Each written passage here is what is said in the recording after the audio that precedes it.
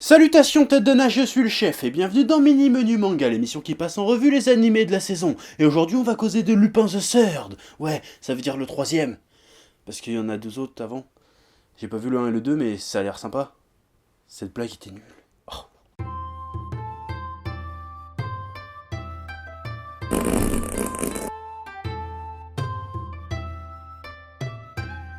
Lupin 3, Lupin the Third ou encore Lupin Sensei est à l'origine un manga créé en 1967 par Kazuhiko Kato, aussi connu sous le pseudonyme classieux de Monkey Punch. Ouais, parce que Monkey Punch, c'est stylé comme pseudo, ouais.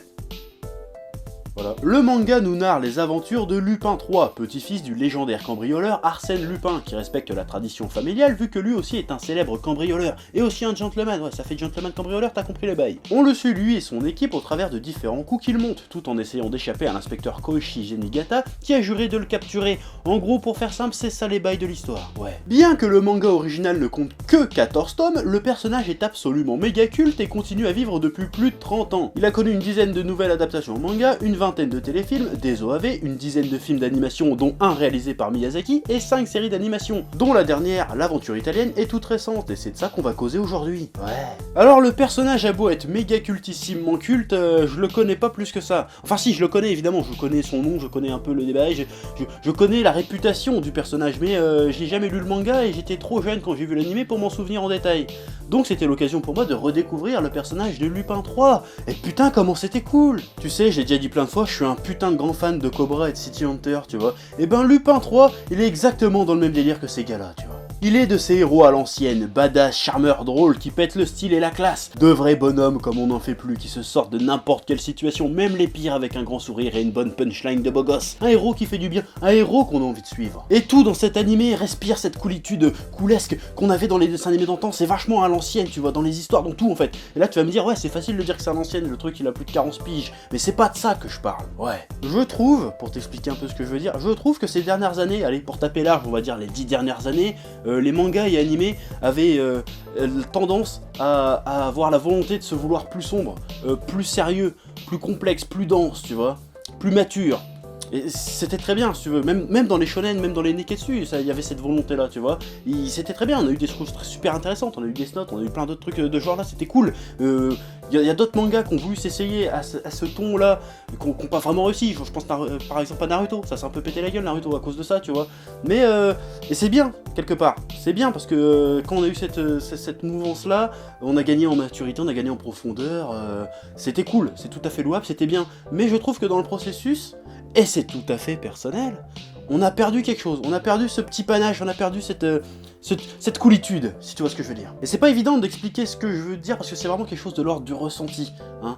C'est un truc que je ressens vraiment avec les anciens mangas. Par exemple Dragon Ball, City Hunter, GTO, même des trucs un peu sombres, tu vois, à la base, comme Ashita no Joe ou Blackjack, qui sont assez sérieux, mais qui ont quand même cette volonté-là d'être toujours super cool, de rester divertissant, de rester ce petit côté émerveillement, ce petit côté grisant qu'il y avait dans les mangas, de faire quelque chose qui, avant même d'avoir à réfléchir dessus l'histoire, de t'en prendre plein la gueule, de te prendre des claques dans la tronche, de te divertir, de te faire prendre ton panard en lisant un truc, en étant toujours surprenant, en étant, voilà, en cherchant à être cool avant tout. Et ça, c'est intéressant. Je sais pas si tu vois ce que je veux dire, mais tant pis. Et j'ai l'impression que ces derniers temps, que ce genre d'animé est en train de revenir. Alors encore une fois, c'est un ressenti tout à fait personnel, hein, comme tu vois, même Shingeki no Kyojin, c'est assez sombre, mais il y a le côté divertissant, ça veut t'en mettre plein la gueule, et ça fonctionne du feu de Dieu, Shingeki no Kyojin à ce niveau-là, tu veux dire, tu te prends une claque avant même de réfléchir sur les thèmes, sur ce que ça veut te raconter, t'en prends plein la gueule, ça reste divertissant avant tout, ça c'est bien. Ushio Totora, par exemple, j'en avais parlé la saison précédente, bah là c'est adapté d'un vieil animé, d'un vieux manga, du coup, mais du coup ça rentre complètement dans ce critère-là. One Punch Man rentre dans ce critère-là aussi, parce que c'est tellement farfelu, ça t'envoie plein de trucs dans la gueule, ça te divertit avant toute chose. Et pareil pour Nanatsu no Taizai et ce genre de trucs. J'ai l'impression que ça revient. C'est avant même de te faire réfléchir dans un univers, truc comme ça, c'est que tu kiffes à lire le truc. C'est très difficile à saisir ce que j'essaye de dire, parce que j'ai du mal à l'exprimer. Mais c'est le truc que tu comprends pas, genre tu ouvres le manga, t'es à la fin en 2 minutes, tu vois, genre t'as kiffé, t'as pris du plaisir en fait. Je sais pas si t'as compris. Ouais, t'as compris. Je te parle de le truc tellement bien raconté, tellement bien foutu, que c'est grisant, que t'en prends plein la gueule, que tu kiffes comme un gros mongol en lisant, tu vois. Je sais pas comment expliquer mieux que ça en fait, mais t'as compris. Et la série Lupin the Third, c'est exactement ça. Alors oui, il y a un côté cartoonesque complètement absurde, c'est absolument pas réaliste, mais bordel, ça marche, tu t'éclates. Et ça arrive aussi à te raconter des histoires touchantes et très humaines en même temps, et ça c'est super balèze. De plus, l'animation et les couleurs sont vraiment superbes. C'est du tout numérique, à n'en point douter, mais ils ont fait en sorte de garder le petit côté brut, épais, un peu abrupt des traits des personnages.